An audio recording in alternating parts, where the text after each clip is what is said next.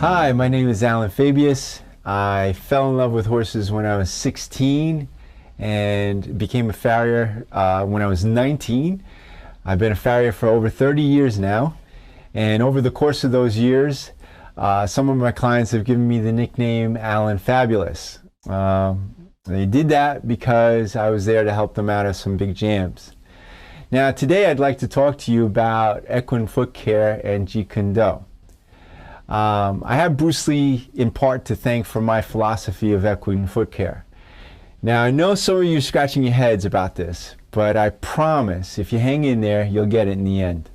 When I was a kid, I used to rush home to watch Chinese Kung Fu theater. If there would have been a Shaolin temple nearby, I would have run away to be a butt-kicking monk in a heartbeat. As a fan of Kung Fu, I became acquainted with Bruce Lee and his philosophy of martial arts, which was called Jeet. Early on, Bruce Lee trained in a system or a style called Wing Chun, and he realized that Wing Chun was really good, but it had certain gaps in it that he couldn't fill.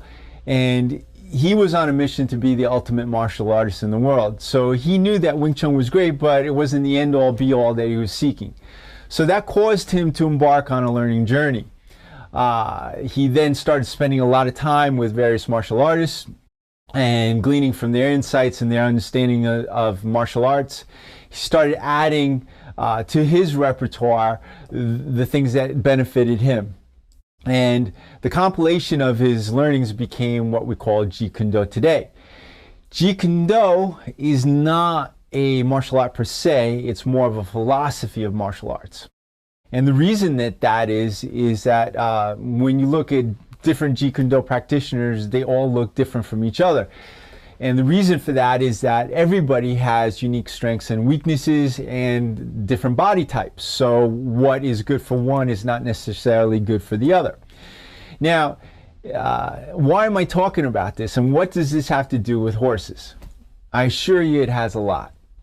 If you go to the horse world and specifically to equine foot care, there are a lot of clinicians out there, and they're putting forth their methodology, and they wholeheartedly believe that what they are putting forth is what is best for the horse.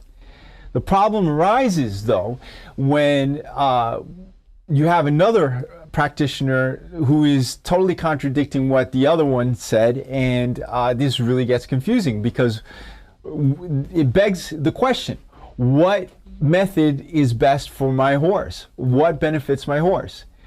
That question is what caused me to embark on a learning journey of my own. I had to answer what's valid, what's good, what's usable out there. I started spending a lot of time with other farriers to answer that question. I started going to clinics. I started picking the brains of veterinarians, and I was really assimilating a lot of good stuff. But in my learning journey, I realized that what I was learning was not usable in all circumstances. And sometimes I didn't see the merit of what I was learning, but I filed it away nonetheless. And sure enough, a situation presented itself where what I'd learned previously was just what I needed to make a difference in a horse's life. Now, that caused me to learn something really important. Every horse is unique, and there is no one-size-fits-all methodology for equine foot care. Something else that I learned in the process was that the horses really are the best teachers of all. See, the horses don't lie. If a method or philosophy of shoeing is sound and valid, you're going to see the difference that it makes for the horse. And that's a difference you can see in the long run. Now, let's get back to the beginning. Early on, when I was in horseshoeing school, we were taught that we wanted symmetry in horses. We wanted the horse's feet to match. We wanted the angles to be in a certain way. Now, what happens is that causes a lot of foot care professionals to emphasize aesthetic values. And for horses that have that are normal and pretty, normal and regular in their conformation, that's all well and good. But a lot of the horses in my care, honestly, it looks like Frankenstein, Dr. Frankenstein stitched their legs together with different parts. So for horses like that, symmetry might not be the thing that they need. As a matter of fact, it might hurt the horse in the long run. Current research regards every limb as having its own center of gravity. And what that tells me is we shouldn't put form ahead of function. And what I've learned is that our goal should be, as equine foot care professionals, is to facilitate fluid movement and proper loading and landing of the horse's foot. So we shouldn't let form dictate function. And what I think also should happen is that hoof care professionals should approach the horse holistically. And now there's so many ways of accomplishing these goals today. We have a lot of different devices for attaching, to the horse's foot instead of just traditional horseshoes. And what I mean is, like, we have boots now, we have shoes made of composites, we've got casting material. We also have clogs for horses that have laminitis. We've got so many options out there, and technology continues to give us great options.